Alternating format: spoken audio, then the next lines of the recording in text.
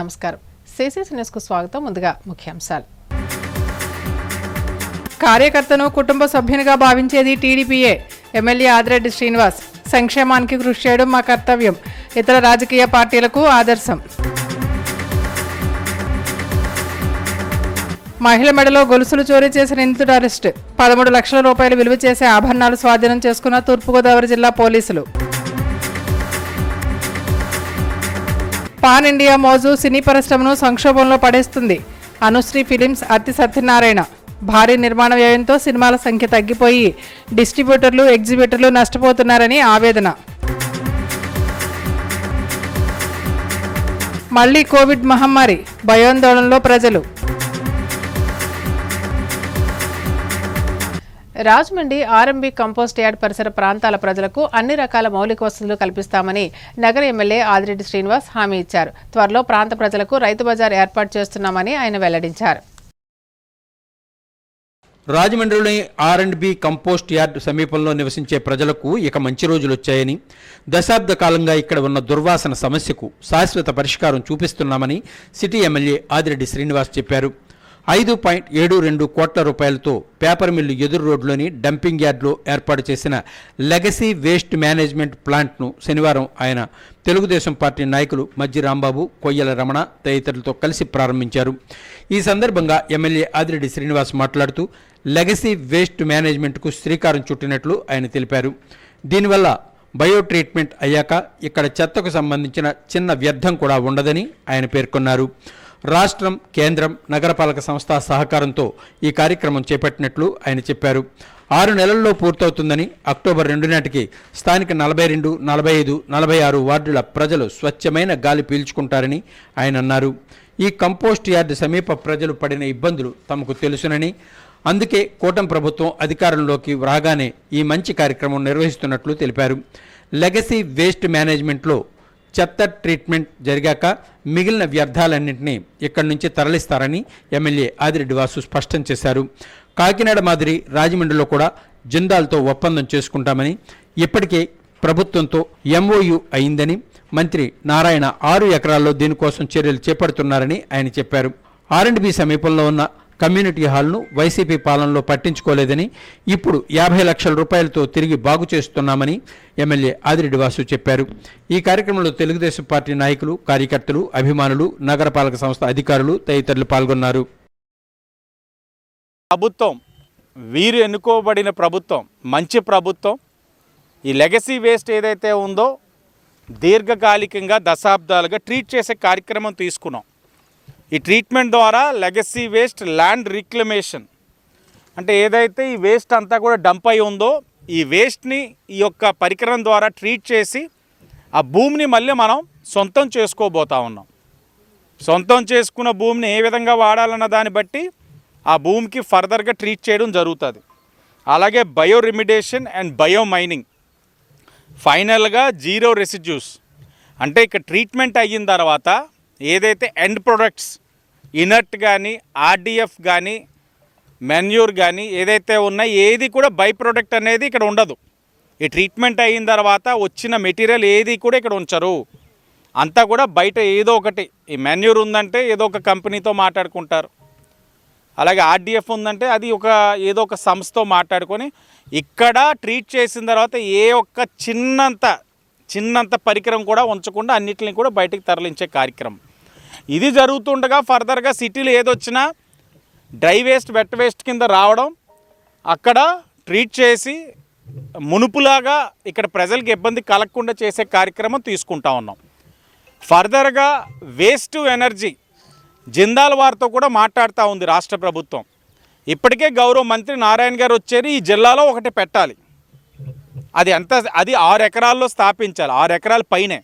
అది స్థాపించిన తర్వాత చిన్న మున్సిపాలిటీస్, కార్పొరేషన్స్, అవసరమైతే కాకినాడ కార్పొరేషన్ కూడా అక్కడ ఏదైతే సాయంత్రం అయ్యేసరికి ఇళ్ల నుంచి తీసుకున్న వ్యర్థాలన్నీ డైరెక్ట్గా ప్లాంట్కి వెళ్ళిపోతాయి. వేస్ట్ ఎనర్జీ జిందాల్ వారితోటి గవర్నమెంట్ కూడా ఎంఓఈ అయ్యింది. కానీ ప్లేసే చూస్తూ ఉన్నారు. గౌరవ కలెక్టర్ గారు ఆ పని మీద ఉన్నారు. ఒకసారి అది వచ్చినట్టు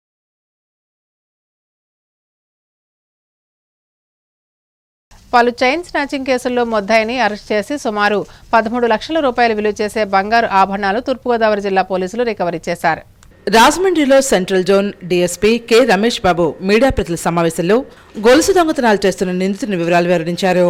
రాజమహేంద్రవరం 3 టౌన్ పోలీస్ స్టేషన్ పరిధిలో కాతేరు నుండి గామన్ బ్రిడ్జ్ వెళ్లే రోడ్లో పోలీసులు వాహనాల తనిఖీ చేపట్టారు.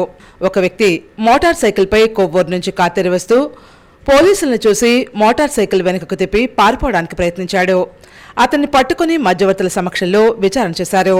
నిడదోల మండలం తాడిమళ్ల గ్రామానికి చెందిన దేశాల ప్రవీణ్ జల్సాలకు కోడిపందాలకు అలవాటు పడి మోటార్ సైకిల్పై తిరుగుతూ చైన్ స్నాచింగ్ చేస్తూ ఉంటాడని విచారణలో గుర్తించారు. రాజమండ్రి పరిసర ప్రాంతాల్లోనూ జంగారెడ్డిగూడెం, కొయ్యలగూడెం పరిసర ప్రాంతాల్లో మొత్తం 12 స్నాచింగ్ నేరాలకు ప్రవీణ్ పాల్పడ్డాడు. వెంటనే ఆ బంగారం అమ్మితే అనుమానం వస్తుందని తన వద్దనే బంగారం ఉంచుకున్నాడు. యథావిధిగా మరోసారి చోరీ చేద్దామని రాజమండ్రి వస్తుండగా పోలీసులు పట్టుకుని అరెస్ట్ చేసి రిమాండ్కు తరలించారు. నిందితుని వద్ద నుంచి సుమారు 13 లక్షల రూపాయలు విలువ చేసే 130 గ్రాముల బంగారం, ఒక మోటార్ సైకిల్, సెల్ ఫోన్ స్వాధీనం చేసుకున్నారు. విలేకరుల సమావేశంలో సిఐలు V Apparao, Sridhar Kumar, SI V Appalaraju, police సిబ్బంది పాల్గొన్నారు.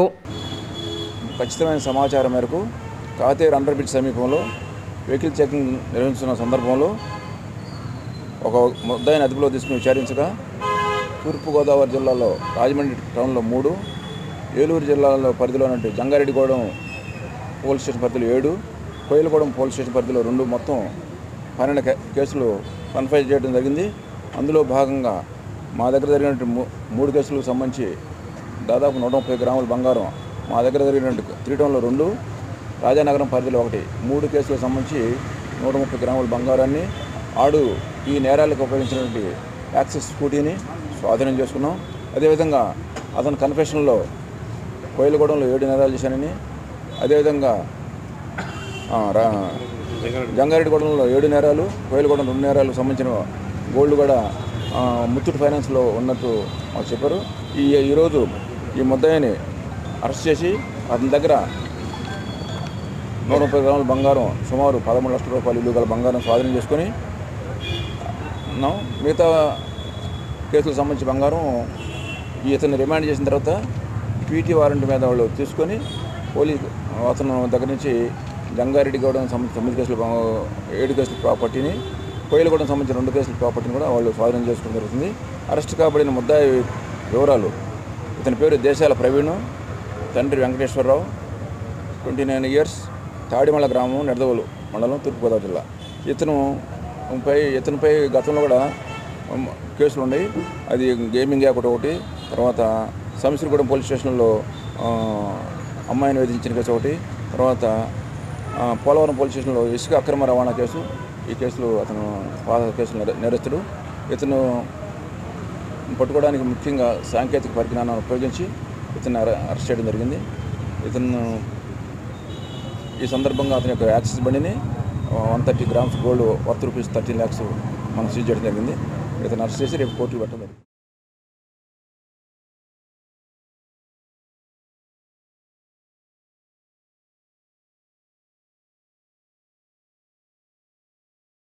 సినిమా నిర్మాణ వ్యయం రోజు రోజుకు పెరిగిపోతున్నా క్షేత్రస్థాయిలో డిస్ట్రిబ్యూటర్స్కు, ఎగ్జిబిటర్లకు నష్టాల ఊబిలో కూరుకుపోతున్నారని అనుశ్రీ ఫిలిమ్స్ అధినేత అత్తి సత్యనారాయణ ఆవేదన వ్యక్తం చేశారు.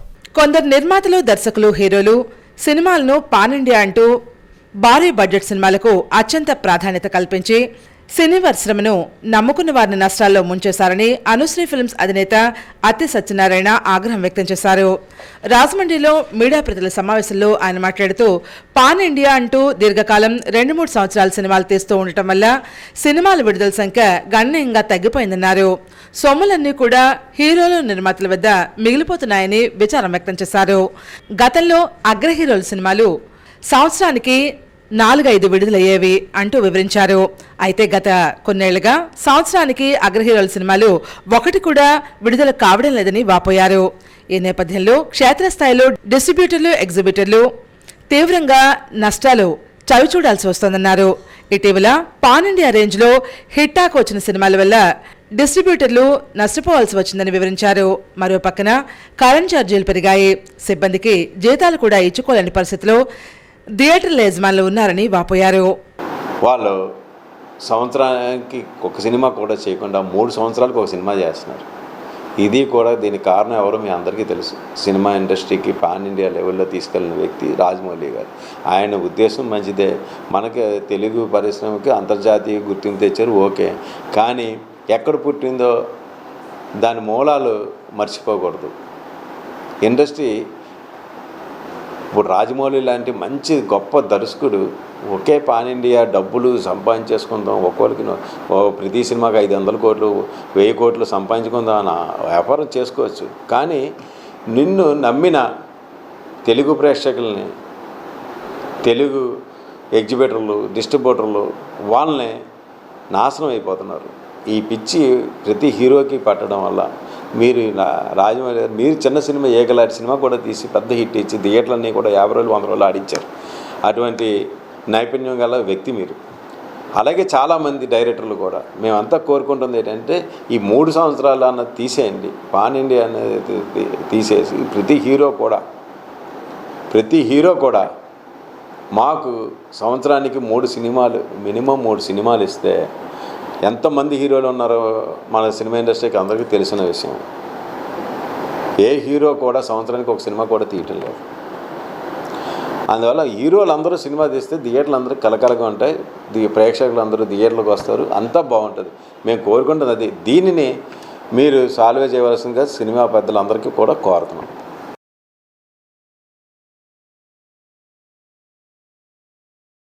రాజమండ్రి ఇన్నిస్పేట శాఖ గ్రంథాలయంలో ఉచిత వేసవి శిక్షణ తరగతులకు మంచి స్పందన లభిస్తుంది. విద్యార్థులతో నిర్వహించిన ఆపరేషన్ సింధూర్ విజయోత్సవ ప్రదర్శన ప్రత్యేక ఆకర్షణగా నిలిచింది. ఇన్స్పేట్ శాఖ గ్రంథాలయంలో శ్రీ గౌతమి ప్రాంతీయ గ్రంథాలయం సంయుక్తంగా కలిసి రాజమహేంద్రి చారిటబుల్ ట్రస్ట్ ఆధ్వర్యంలో ఉచిత వేసవి శిక్షణా తరగతులు నిర్వహిస్తున్నాయి.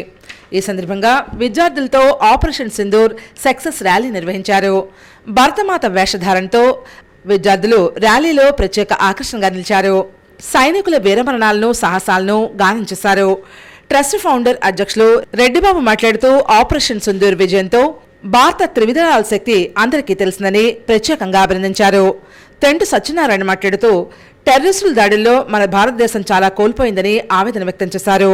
ఫౌండర్ సెక్రటరీ రమేష్ మాట్లాడుతూ విద్యార్థుల్లో ఉన్న దేశభక్తిని ఆపరేషన్ సింధూర్ సక్సెస్ ర్యాలీతో తెలియజేసినట్లుగా వివరించారు.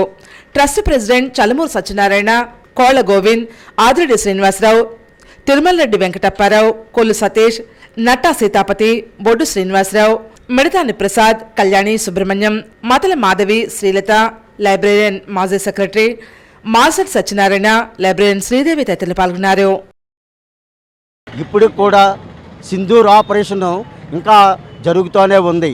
ఆ సింధూర్ ఆపరేషన్ సక్సెస్ అయినందుకు మన భారతీయులందరూ గర్వించదగిన విధంగా ఈరోజు మా రాజమహేంద్రి చారిటబుల్ ట్రస్ట్ పిల్లలకి సమ్మర్ క్యాంపులో ఉన్న పిల్లలందరినీ తీసుకొని ఈ సక్సెస్ ర్యాలీని, సింధూర్ సక్సెస్ ర్యాలీని నిర్వహించుకోవడం మాకు అందరికీ గర్వకారణం.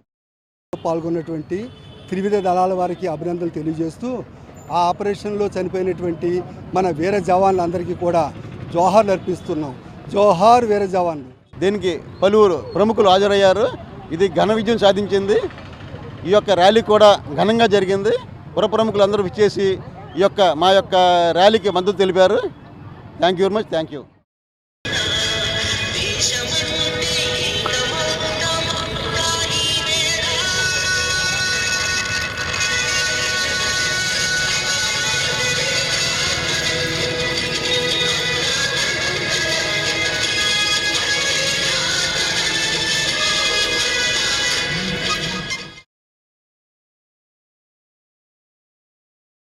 పంచాయతీ కార్మికుల 3 నెలల జీతం ఒకేసారి చెల్లించాలని, పంచాయతీ వర్కర్స్ బకాయి వేతనాలు వెంటనే చెల్లించాలని సిఐటియు తూర్పుగోదావరి జిల్లా కార్యదర్శి వివిఎన్ పూర్ణిమారాజు డిమాండ్ చేశారు.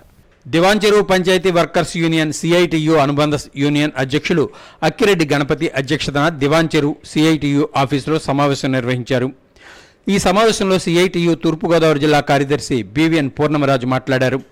పంచాయతీ కార్మికులకు మార్చి, ఏప్రిల్ 2 నెలల జీతాలు ఇవ్వకుండా ఉండడం చాలా దారుణమని ఆయన ఆవేదన వ్యక్తం చేశారు.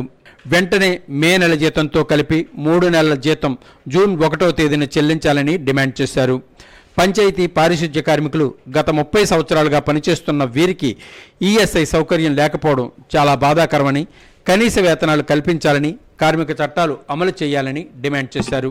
తుక్కు ట్రాక్టర్లు పాడైపోయి కార్మికులకు కాళ్లకు గాయాలయ్యి ప్రాణాపాయ స్థితికి చేరుకున్న వైద్య సహాయం అందించకపోవడం అన్యాయమని, వ్యామగిరి పెద్ద రాంబాబుకు వైద్య ఖర్చులు ఇవ్వాలని డిమాండ్ చేశారు.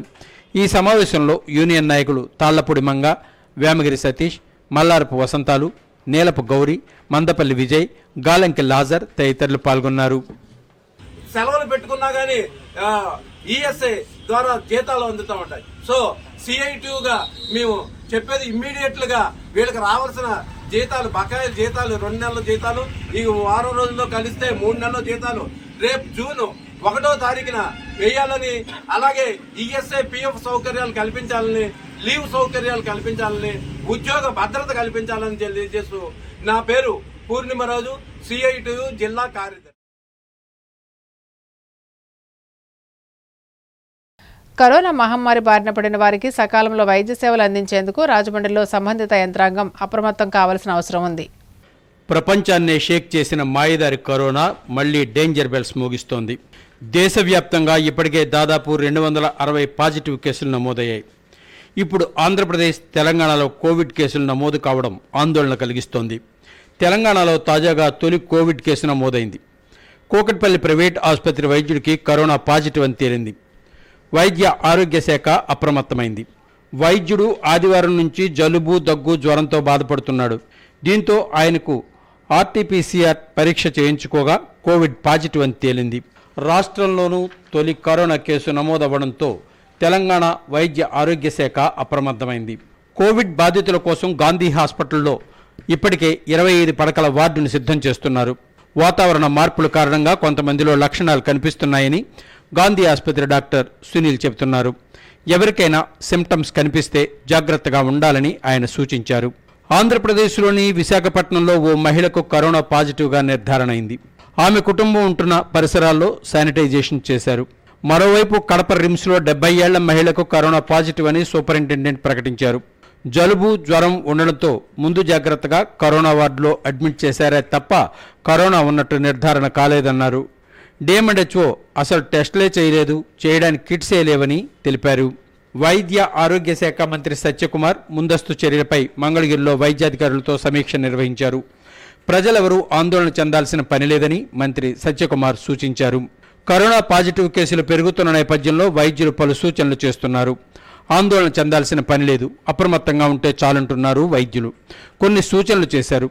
జ్వరం, దగ్గు, గొంతు నొప్పి లక్షణాలు ఉంటే వెంటనే కోవిడ్ టెస్ట్ చేయించుకోవాలని, రైల్వే స్టేషన్, బస్టాండ్, ఎయిర్పోర్టుల్లో సోషల్ డిస్టెన్స్ మాస్కులు తప్పనిసరిగా ధరించాలని, విదేశాల నుంచి వచ్చేవారు తప్పనిసరిగా కోవిడ్ టెస్టులు చేయించుకోవాలని అన్నారు.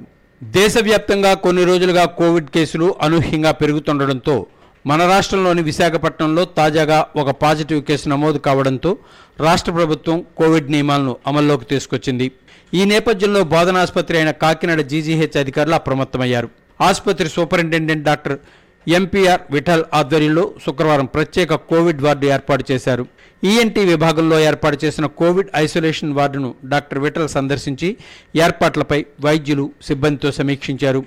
వెంటిలేటర్లు, ప్రత్యేక పడకలు, ఆక్సిజన్ సరఫరా, పీపీఈ కిట్లు, మాస్కులు, గ్లౌజులు లభ్యతను పరిశీలించారు. విఠల్ మాట్లాడుతూ రాష్ట్ర ప్రభుత్వం విడుదల చేసిన మార్గదర్శకాలను అనుసరిస్తూ ప్రత్యేక కోవిడ్ వార్డు ఏర్పాటు చేశామన్నారు. రోగులను అప్రమత్తం చేయడానికి అవగాహన కార్యక్రమాలు నిర్వహిస్తున్నామన్నారు. ప్రస్తుతం రోజుకు సుమారు 10 కోవిడ్ టెస్టులు చేస్తుండగా హైరిస్క్ గ్రూపులకు ప్రాధాన్యమిస్తున్నామన్నారు. ప్రభుత్వం సూచనల మేరకు ముందస్తు జాగ్రత్తల చర్యలుగా కోవిడ్ టెస్టింగ్ శిబిరాలు కూడా ఏర్పాటు చేస్తున్నట్లు తెలిపారు. సామాజిక బాధ్యతతో ముందుగానే కాకినాడ ఎంపీ తంగెళ్ల ఉదయ్ శ్రీనివాస్ 5,000 N95 మాస్కులను అందుబాటులోకి తీసుకొచ్చానన్నారు. కరోనా వైరస్ను సమర్థవంతంగా ఎదుర్కొనేందుకు జీజీహెచ్ ఆసుపత్రి పూర్తిగా సన్నిద్ధంగా ఉందన్నారు. Pulmonology, ENT, general medicine, anaesthesia వైద్య నిపుణులు బృందాలుగా చేసి నియమించామని, వారు 24 గంటలు సేవలందించేందుకు సిద్ధంగా ఉన్నారని అన్నారు. అయితే తూర్పుగోదావరి జిల్లాలో కూడా యంత్రాంగం అప్రమత్తం కావాల్సి ఉంది. గోదావరి జిల్లాలకు ఏజెన్సీ ప్రాంత వాసులకు కూడా రాజమండ్రి ప్రభుత్వ ఆసుపత్రి అందుబాటులో ఉంటుంది. ఇక్కడ కూడా కోవిడ్ ఐసోలేషన్ వార్డును ఏర్పాటు చేసుకోవాల్సిన అవసరం ఎంతైనా ఉంది. ఆ దిశగా యంత్రాంగం చర్యలు చేపట్టాలి. వెంటిలేటర్లు, ప్రత్యేక పడకలు, ఆక్సిజన్ సరఫరా, పీపీఈ కిట్లు, మాస్కులు, గ్లౌజులు సమకూర్చుకొని పేదల ఆరోగ్యానికి, ప్రాణాలకు రక్షణ కల్పించాలి. రాజమండ్రి ప్రభుత్వ ఆసుపత్రిలో 20 పడకలతో ఐసోలేషన్ వార్డు సిద్ధం చేయడానికి యంత్రాంగం కసరత్తు ప్రారంభించింది. భవిష్యత్ అవసరాలను దృష్టిలో ఉంచుకొని పడకల సంఖ్య మరింత పెంచాల్సిన అవసరం ఉంది. పూర్తిగా చేయి దాటిన తర్వాత ఎన్ని ప్రయత్నాలు చేసినా ఆశించిన ఫలితం ఆశించిన స్థాయిలో ఉండదు. గతంలో 2019 నాటి దురదృష్టకరమైన పరిస్థితులు పునరావృతం కాకుండా ముందస్తు ప్రణాళికలు సిద్ధం చేసుకోకపోతే పేదల ఆరోగ్యానికి భద్రత లేకుండా పోతుంది. ఆసుపత్రి అభివృద్ధి కమిటీ కూడా బాధ్యతాయుతంగా ప్రత్యేకమైన దృష్టి సారిస్తే ఆసుపత్రిలో సౌకర్యాలు మెరుగుపడే అవకాశం ఉంది. ఏమాత్రం ఉదాసీన వైఖరి ఉన్నా పేదల ప్రాణాలకు భరోసా లభించని ప్రమాదం ఉంది. తస్మాత్ జాగ్రత్త.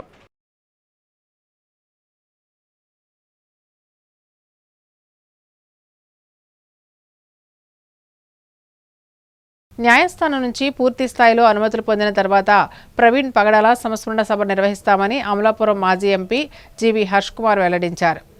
రాజమండ్రిలో మాజీ MP GV Harsh Kumar media ప్రతినిధి సమావేశంలో మాట్లాడారు.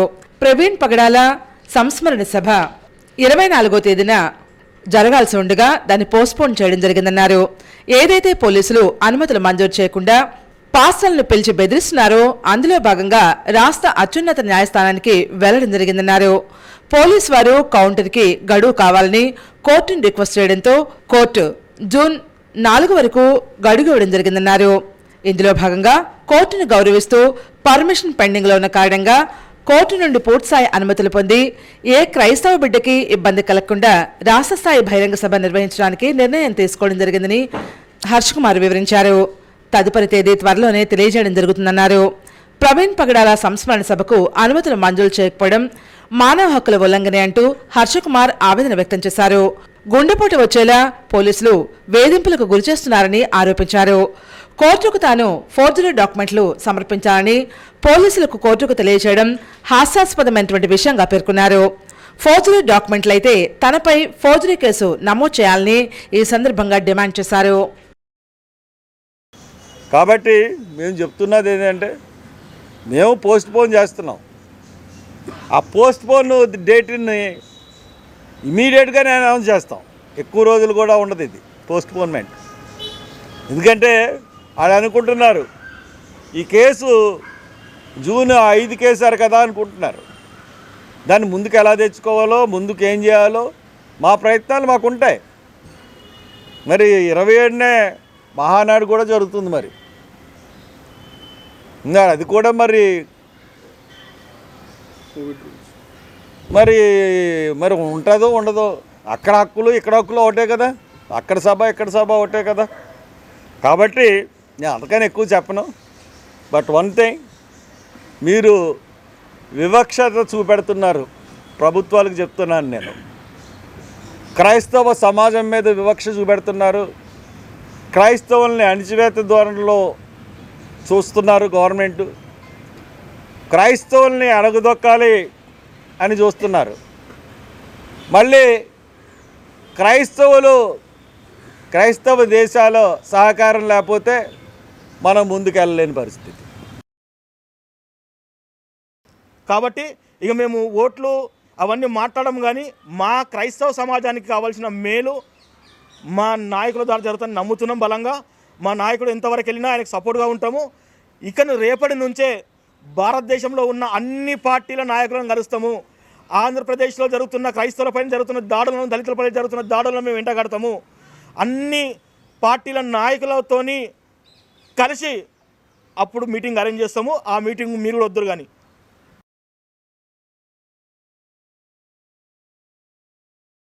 కార్యకర్తకు బీమా సదుపాయం కల్పించి వారికి ఆర్థిక భరోసా కల్పించే పార్టీ టీడీపీ అని రాజమండ్రి నగర ఎమ్మెల్యే ఆదిరెడ్డి శ్రీనివాస్ అన్నారు.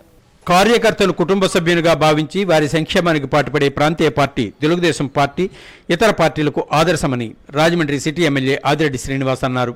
కార్యకర్తకు బీమా సదుపాయం కల్పించి వారికి ఆర్థిక భరోసా కల్పించే పార్టీ తమ తెలుగుదేశం పార్టీ అని ఆయన వ్యాఖ్యానించారు. ఇటీవల మృతి చెందిన 14వ డివిజన్ తెలుగుదేశం పార్టీ కార్యకర్త బోగారపు త్రినాథ్ కుటుంబానికి 5 లక్షల బీమా నగదు మొత్తం నామినీ అయిన త్రినాథ్ తల్లి నాగమల్లేశ్వరి బ్యాంక్ ఖాతాకు జమ చేయగా మంత్రి లోకేష్ పంపిన లేఖను ఎమ్మెల్యే ఆదిరెడ్డి వాసు ఆమెకు అందించారు. ఈ సందర్భంగా ఆయన మాట్లాడుతూ కార్యకర్తల సంక్షేమం శ్రేయస్సు కోసం పాటుపడే తెలుగుదేశం పార్టీ వారి కుటుంబానికి కూడా అండగా ఉంటుందని అన్నారు. కార్యకర్తకు వచ్చే 5 లక్షల బీమా మొత్తం ఎవరి ప్రమేయం లేకుండానే మృతుడి కుటుంబ సభ్యుల్లో నామినీ బ్యాంకు ఖాతాలో జమ అవుతుందని ఆయన తెలిపారు. ఆ విధంగానే మృతి చెందిన త్రినాథ్ తల్లి మల్లేశ్వరి బ్యాంక్ ఖాతాలో బీమా మొత్తం 5 లక్షల రూపాయలు జమ అయిందని ఎమ్మెల్యే ఆదిరెడ్డి వాసు చెప్పారు. పార్టీ కోసం పనిచేసిన త్రినాథ్ లేకపోయినా ఆయన కుటుంబానికి తాము అండగా ఉంటామని ఆయన భరోసా ఇచ్చారు. త్రినాథ్ కుటుంబానికి పార్టీ జాతీయ ప్రధాన కార్యదర్శి మంత్రి నారా లోకేష్ ఒక లేఖ పంపించారని, తెలుగుదేశం పార్టీకు ప్రజలకు కార్యకర్తగా త్రినాథ్ ఎంతో సేవ చేశారని, కష్టకాలంలో పార్టీ వెన్నంటి నడిచారని, ఆయన అకాల మరణం తెలుగుదేశం పార్టీ కుటుంబానికి తీరని లోటని, ఆ కుటుంబానికి ప్రగాఢ సంతాపం ప్రకటించారని ఎమ్మెల్యే ఆదిరెడ్డి వాసు తెలిపారు. కార్యక్రమంలో స్థానిక నాయకులు చెల్లిబోయిన సూర్యనారాయణమూర్తి, ఈతలపాటి రవిబాబు, బంగారు నాగేశ్వరరావు, ఎర్రంశెట్టి రాజకుమార్, నీలాపు వెంకటేశ్వరరావు, ఉడమల నాగేశ్వరరావు, మోరసా సోమరాజు, గొర్రిపర్తి ప్రతాప్ తదితరులు పాల్గొన్నారు. మరణించిన తర్వాత కాల్ సెంటర్ ఉంటుంది. ఆ కాల్ సెంటర్కి ఈ పలానా వ్యక్తి తెలుగుదేశం పార్టీ కార్యకర్త సభ్యత్వ నెంబర్ చెప్పి మరణించారని చెప్పిన తర్వాత వాళ్ళు రిజిస్టర్ చేసుకొని దానికి కావాల్సిన డాక్యుమెంట్స్ అన్నీ కూడా అడగడం జరిగింది. సోదరులు రవి గారు వెళ్ళి ఆ డాక్యుమెంట్స్ అన్నీ సబ్మిట్ చేయడం జరిగింది. ప్రాసెస్ చేసి ఈ నెల 1వ తారీఖున 5 లక్షల రూపాయలు నామినీ కింద వాళ్ళ తల్లిగారు ఉన్నారు, వాళ్ళ తల్లిగారి అకౌంట్లో జమ వేయడం జరిగింది. జమైన ట్రాన్సాక్షన్ నెంబర్ కూడా ఇక్కడ ఉంది. అంటే ఎంతో పారదర్శకంగా, ఎవరి యొక్క పాత్ర లేకుండా, ఎవరి యొక్క ప్రమేయం లేకుండా పారదర్శకంగా చనిపోయిన వ్యక్తి వారి యొక్క నామినీ అకౌంట్కి అమౌంట్ జమ అవ్వడం జరుగుతూ ఉంది.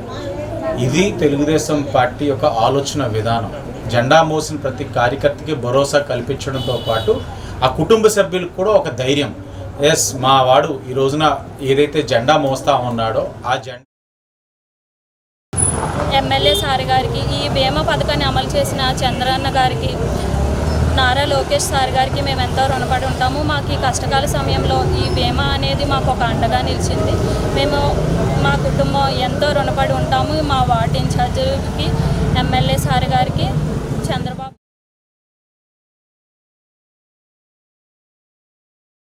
రాజమండ్రి శ్రీరామ్నగర్లో హనుమత్ జయంతి వేడుకలు ఘనంగా నిర్వహించారు. తూర్పుగోదావరి జిల్లా రాజమండ్రి శ్రీరామ్ నగర్లో హనుమత్ జయంతిని సాంప్రదాయ పద్ధతిలో నిర్వహించారు. ఆంజనేయుడిని బజరంగి మారుతైనటువంటి పేరుతో పిలుస్తారు.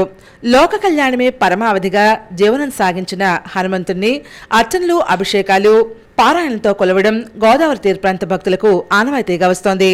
ఈ నేపథ్యంలోనే 2 రోజులు నిర్వహించిన పూజా కార్యక్రమాలు ముగిశాయి.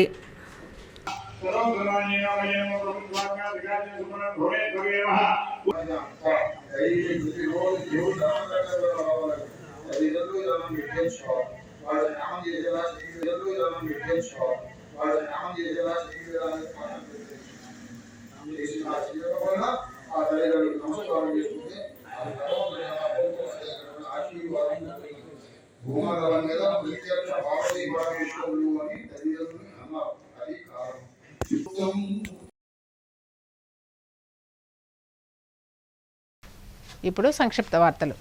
తూర్పుగోదావరి జిల్లా రాజమహేంద్రవరం పవిత్ర గోదావరి తీరన కోటిలింగాలపేటలో శ్రీ పందిరి మహాదేవుడు కోటిలింగాల సత్రంలో స్మార్త పాఠశాలలో 6 సంవత్సరాల కృష్ణ యజుర్వేద స్మార్త విద్య కోర్సును అభ్యసించుటకు 2025-26 సంవత్సరానికి బ్రాహ్మణ బాలురి నుండి నూతనంగా దరఖాస్తులు కోరుతున్నారు. బాలుడి వయస్సు 9 సంవత్సరాల నుండి 14 సంవత్సరాల లోపు ఉండి ఉపనయనం జరిగి ఉండవలను. విద్యార్థులకు నెలవక్కంటికి 2,000 రూపాయలు స్టైఫండ్ ఇవ్వబడుతుందని, ఆహ్లాదకర ఆధ్యాత్మిక వాతావరణంలో అనుభవజ్ఞులైన అధ్యాపకులచే బోధన ఇవ్వబడుతుందని, మరియు భోజనం, వసతి, వస్త్ర, ప్రథమ చికిత్స, వైద్య సౌకర్యాలు కల్పిస్తున్నామన్నారు. ప్రవేశం కోసం ఇంటర్వ్యూ తేదీ జూన్ 11వ తేదీ బుధవారం ఉదయం 10:30 నుండి మధ్యాహ్నం 4 గంటల వరకు జరిగే మౌఖిక ఇంటర్వ్యూకు విద్యార్థులు, వారి తల్లిదండ్రులు లేదా సంరక్షణలతో హాజరు కావాలని తెలిపారు. వాటితో పాటు విద్యార్థి జనన ధృవీకరణ పత్రం, 3 జిరాక్స్ కాపీలు, 1 ఒరిజినల్ చూపించాలని చెప్పారు. దరఖాస్తు విద్యార్థులు మరియు తల్లిదండ్రులు లేదా సంరక్షకులు ఆధార్ కార్డు, 3 జిరాక్స్ కాపీలు, 1 ఒరిజినల్ చూపించాలన్నారు. రేషన్ కార్డు 3 జిరాక్స్ కాపీలు, ఉపనయనం శుభలేఖ, ఉపనయనం జరిగిన ఫోటోలు 2, విద్యార్థి యొక్క 4 పాస్పోర్ట్ ఫోటోలు ఇంటర్వ్యూకి తీసుకురావాలని తెలిపారు. మౌఖిక ఇంటర్వ్యూ నందు ఉత్తీర్ణులైన వారిని వెంటనే ఎంపిక చేస్తారు.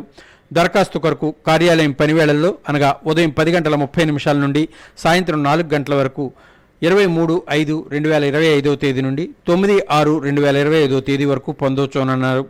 ఇంటర్వ్యూలు పూర్తయిన పిదప సెలెక్ట్ కాబడిన అభ్యర్థులకు 2 రోజుల్లో తరగతులు ప్రారంభిస్తారు. ఆసక్తి గల బ్రాహ్మణ విద్యార్థులు ఈ అవకాశం సద్వినియోగం చేసుకోవలసిందిగా దేవాదాయ ధర్మాదాయ శాఖ సహాయ కమిషనర్ పి విశ్వనాథరాజు విజ్ఞప్తి చేస్తున్నారు. ఈ మేరకు ఆయన ఓ ప్రకటన విడుదల చేశారు.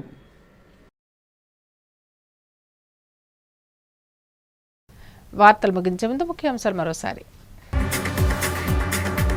కార్యకర్తను కుటుంబ సభ్యునిగా భావించేది టీడీపీయే. ఎమ్మెల్యే ఆదిరెడ్డి శ్రీనివాస్. సంక్షేమానికి కృషి చేయడం మా కర్తవ్యం. ఇతర రాజకీయ పార్టీలకు ఆదర్శం. మహిళ మెడలో గొలుసులు చోరీ చేసిన నిందితుడు అరెస్ట్.